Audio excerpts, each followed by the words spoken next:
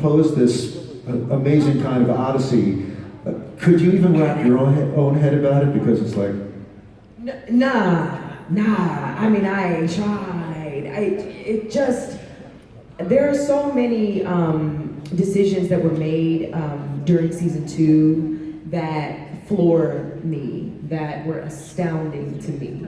And just speaking as Michael Burnham, it was really amazing to, in terms of character development, to have all these different things that were tenets for Michael Burnham, cornerstones for Michael Burnham, be taken down one at a time. And that was really what happened over the course of the entire season, right? There was a little hint of it, some foreshadowing of it in season 1 when I find out that Sarah had lied to me my entire adult life, and I thought I didn't get into the school. I felt like I was a failure to the Vulcans. I felt like I hadn't proven myself. Getting into the expeditionary group. Absolutely. Yeah. I thought at the Vulcan Expeditionary Group, I thought that I was carrying the torch of the human race my entire childhood, and proving that humans could be just as smart and just as good and just as competent.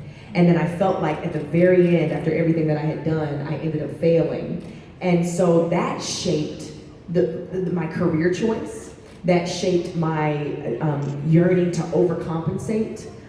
It shaped so much of me. And then finding that out in episode 6, that's the first time you see me decide, you know what, maybe I'm gonna try to be my own woman. And so then in season 2, you see all these things happen one by one. I mean, you see this incredible restoration with Saru, where it's that old adage of you don't know what you got till it's gone. It's like when we realize that we're gonna have to say goodbye and perhaps he's gonna pass on, how much we really respect and love each other. And so then that sort of that rival there, the bickering that you see in season 1 between Burnham and Saru, we decide to let go of. And it's like, you know what, we are standing in the gap for each other. Because I'm your sister essentially, and you're my brother, And so that was a big one, to let go of that. And then to find out that I did not cause the death of my parents. If you can imagine as a child, thinking that, believing that your parents died because of you. Bearing that burden for so many years. It 1000% shapes who you are. It has everything, it trickles into every aspect of your personality. It trickles into the soul, And so to have that, oh gosh, I didn't cause their death. I'm not this sort of agent of destruction, that I had made this unconscious decision that I was. Then reuniting with my mother, then reuniting with Spock, because having to sort of break him down that way in order to save him was also something that imprinted on me. And so what I realized as Sonequa creating Michael is that this is a woman who unfortunately is driven by shame and guilt. And then you take into account the death of Prime Captain Georgiou. Then you take into account the Klingon War. And, it's like there's a lot of burden. I mean, some of that guilt was kind of inflicted on her by Sarek, by her dad.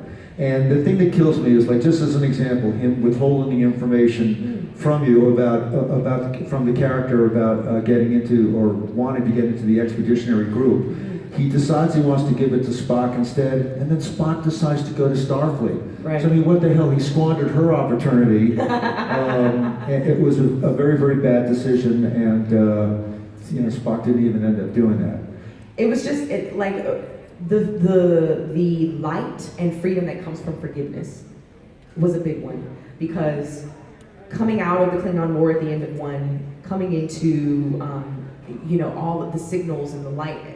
The Red Angel, and it was so much about forgiveness and about restoration, and like I just said, with Saru, with Spock, with my mom, and then everybody was sort of on their own journey of that as well. And then even I would hear people say, "How did you forgive Tyler so easily?" But I really do think that allowing myself to open up and really be this xenoanthropologist who accepts other cultures, and being able to see things from a different lens, and being able to forgive him, I really think it made room, this sort of it made room almost in the spirit for the forgiveness of Spock to come through. And so it just became this enlightening time. And then going to the future, right? And making the decision to leave everything behind and go into the future to save all sentient life, you know. Here we have another opportunity for freedom. It's really, well, but